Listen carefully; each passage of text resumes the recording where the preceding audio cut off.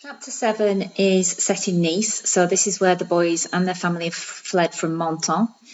It's quite a nice chapter in that it's quite a relaxed and calm chapter in the middle of all the drama that's happened in chapters 1 to 6 and the drama that's going to happen towards the end of the book.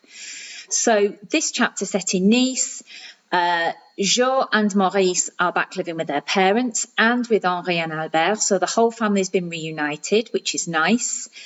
At this time of the war, the Italians were occupying Nice. So at this part of the war, the Italians were actually allied with the Germans. So they were the enemy, but theirs was a much more friendly occupation. There wasn't the historical antagonism between the French and Italians as there has been between the French and the Germans. And actually, a lot of the Italians didn't share the German mindset. They were brought into the war unwillingly. So it was a very friendly occupation. And we definitely see the contrast in the relationship between the Joffo family and the occupiers, a strong contrast with how we see the German occupiers interacting with them. The family are doing well. Jo and Maurice have settled into life and they do a lot of business with the Italians. Something that was common during the war was faire du troc, which means to barter. So we see various pages. On page 200, we have quite a lengthy description of Jo bartering. Jo fait du troc avec les Italiens. He's bringing some tomatoes for them. They're getting exchange for olive oil, for cigarettes, and so on. So there's this whole system of goods being exchanged for without any money changing hands. And that's what faire du troc was. The Henri and Albert are very much in demand as hairstylists. Anyone who's anyone on that part of the coast wants to have their hairstyle by the Joffo brothers. So we see that the family's doing well. Family life has settled down again. Things seem to be going almost back to normal for them, in that they are together. The boys go back to school. So there is definitely some normality for them. In the background of all this, we hear little snippets of the war. So we hear reports of them listening to Radio Londres. We hear the news of the Allies landing on Mum's birthday. And then towards the end of the chapter, we see how the changes in the war impacted their situation. So, as I said, that the boys have become very friendly with various Italians. They became comfortable enough with them to not only do business with them, but to sit down and play chess, to have a drink with them, to talk to them about their families, their girlfriends, and so on.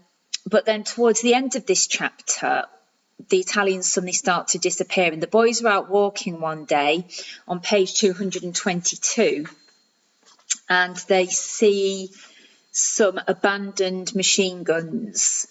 And they see some of their school friends whilst they're there who say, well, they weren't like that yesterday. We come out here every day and they weren't like that.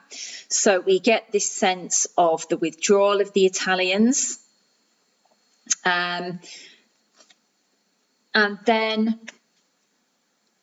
this is confirmed by another Italian soldier. Yes, we are leaving. And this momentarily makes Jo quite excited. He thinks the war's over. But actually what the soldier explains to him is that if the Italians aren't there, then the Germans will be. And that's exactly what happens at the end of this chapter on page 227 and 228. On the 10th of September, a train pulls up into Nice and all of these German and SS and Gestapo soldiers get off. So this is the start of the second occupation. It says in the final paragraph of this chapter, La deuxième occupation a été commencée. The second occupation had begun. This is perhaps Jo's point of view, the second occupation, as in the first was when he was living in Paris, or we could view it from the fact that for the first part of the war, the Nazis had cordoned off occupied France and were occupying that part, and now they'd overtaken the whole of France. So this chapter ends, after being quite a pleasant, happy chapter, with this fear and uncertainty again, because now the Joffo family are back in the hands of the Germans. So a few themes in this, but the main theme really has to be the war. We learn a little bit about rationing. We learn about faire du troc, the system of bartering. We feel the presence of the Germans. So on page 205, Joe was mentioned on the previous page that listening to Radio Londres every night had become a bit of a habit. And actually, they wouldn't have known there was a war on if they weren't doing this. They might have just thought they were having a really nice holiday on the coast. Radio Londres was actually forbidden, but a lot of people were listening to it in secret to get the Allied take on the war.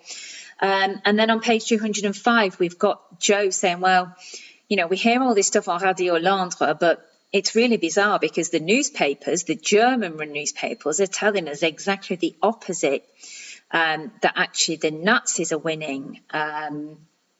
So we learn a little bit about wartime propaganda. Also on page 205, Joe makes this comment of, you know, after listening to Radio Londres, I go off to bed and I think the Germans are going to lose. And then I go out on the street the next day and I see photos of tanks. I see generals with swastikas on them.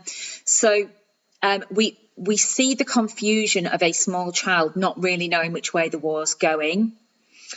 Dad tells a so-called funny story on page 209. This ties into the theme of war because this links to our idea of Jews being persecuted in the war. So Dad at home one night is saying, now I'm going to tell you this funny story that I've heard about a cobbler, un cordonnier. And he says, well, one guy says to another, so that everyone can get on peacefully, it's very simple. We've got to kill all Jews and we've got to kill all cobblers. And the other man looks at him and he says, but why have we got to kill the cobblers? And Mum begins to laugh, Maman Joffo, and Joe goes, oh, but why have you also got to kill the Jews? And Dad says, actually, that's why this is a funny story, because this is the question that this man never thought to ask. He thought that killing the cobblers would be enough. So it's a bit of a caustic take on the war. Another reference to the war comes on page 212. Joe is telling this story of how every morning at school they have to sing, but there is one boy who is a little bit slow academically, but he's got a brilliant singing voice, this boy called Francois. And every morning they sing, and Francois is asked to sing, and he starts Allons enfants de la patrie, which is the Marseillaise, the French national anthem. And when Joe goes home and tells his dad can't believe this, because this was an incredibly dangerous thing to do, singing the Marseillaise, even though the Italians were friendly occupiers. So we see these little acts of resistance. And then we've got the voice of the adult author coming in on page 212. This part that starts, J'ignorais alors que ce n'était pas les ennuis qu'il pouvait craindre. You know, that wasn't really what he should have been worried about, this headmaster, because actually what Joe later learnt on was that this headmaster was actually a very active resistance fighter. He was one of the leaders of the local resistance network.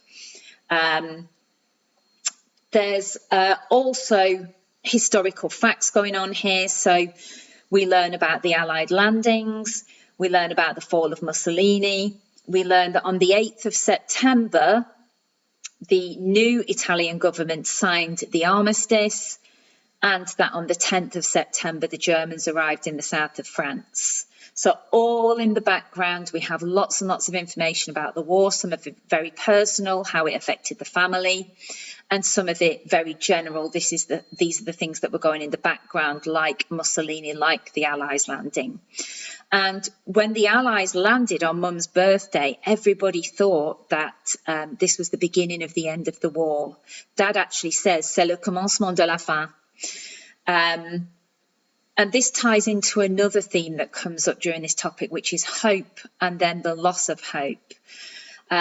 So this idea that, yes, the Allies have landed in North Africa, we have hope, we're very hopeful that the war's going to end. And then as the Italians start to withdraw and one of them sits Joe down and says, well, if it's not us, then it's the Germans, we get this loss of hope. We also have a little description, things that are going on in school, page 218 going on to 219, because everyone's getting so excited that the war seems like it's about to end. When they're in school, every time somebody knocks on the door, maybe to pass on a message or to take somebody to the office, all of the students shout out, "Voilà les Américains," here are the Americans. So it's almost become, we can feel this sense of optimism building through this chapter. And then at the end, it's very, very cruelly dashed with the arrival of some very serious looking German troops. And then the last thing that we can perhaps say about this chapter is the sense of family. We see a lot of Joan and Maurice's relationship, but here we see the Joffo family reunited, all living together, doing very well. We have this lovely family dinner on Mum's birthday, and we have this idea that they're all sat around the radio at night listening to the news programmes. But the big theme of this chapter is war, and the chapter ends with the arrival of the Germans. And the family will know that they're very much in danger again.